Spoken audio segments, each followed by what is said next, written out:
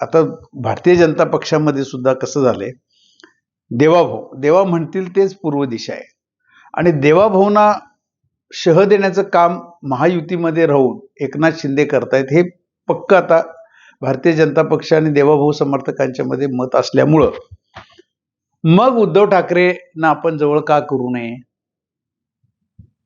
एकनाथ शिंदेच्या अँबिशन्स वाढलेले आहेत, मुख्यमंत्री पद आणि उद्या 29ला तर ते सगळीकडे आपली शिवसेना एवढी फोफावत निघालेली आहे. हे भारतीय जनता पक्षाला कधीही परवडणारं नाही, हे तितकंच खरं आहे. आणि मराठा बेस आहे त्यांच्याकडं.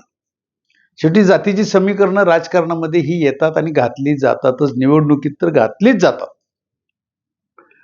उगीच बडेजाव मारण्यात काही अर्थ नसतोय, आम्ही सर्व धर्म समभाव वगैरे काहीही नाही. हे राजकारण येतं, जातीयवाद येतो आणि मराठा बेस हा एकनाथ शिंदेना असल्यामुळं धोक्याची घंटा देवाभाऊंना नक्की आहे आणि हे देवाभाऊंचे समर्थक आता बोलतायत.